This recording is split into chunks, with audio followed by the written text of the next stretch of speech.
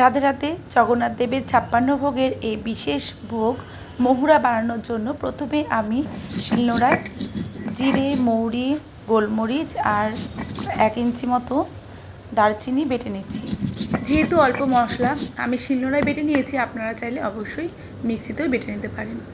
এরপর যে সবজিগুলো লাগবে সেগুলো নিয়ে নিয়েছি। এখানে সবজির মধ্যে নিয়েছি মিষ্টি কুমড়ো দুটো, নিয়েছি এখানে কাঁচা কলা দুটো, বেগুন আর নিয়েছি দুটো মিষ্টি আলু, সাথে অর্ধেকটা নারকেল।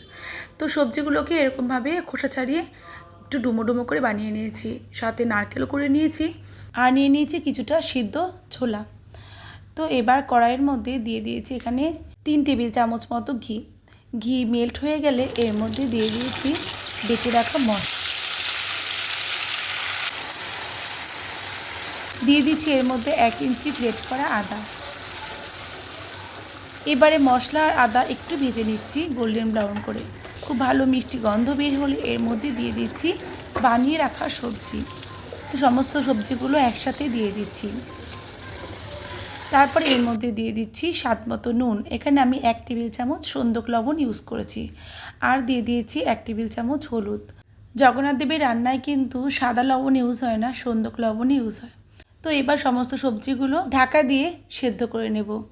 আর যদি এই সময় মনে হয় যে সবজিগুলো একটু কড়াইয়ের গায়ে লেগে যাচ্ছে সেদ্ধ করতে গিয়ে, সেক্ষেত্রে অল্প জলের ছিটা দিয়ে ঢাকা দিয়ে রান্নাটা করতে হবে।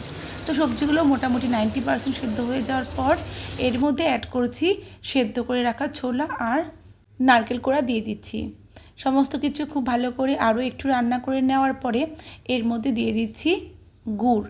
চিনি ইউজ হয় না এখানে, কিন্তু টেস্টের ব্যালেন্সের জন্য গুড়ের ইউজ করতে হবে।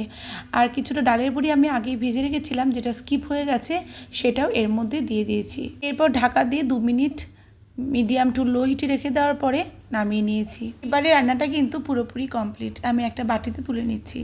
আর দেখুন সবজিগুলো কিন্তু খুব সুন্দর সেদ্ধ হয়েছে, কিন্তু পুরোপুরি একদম গলে যায়নি। প্রভুর ১২টা ছত্রভোগ অসম্পূর্ণ এই মহুরা ছাড়া।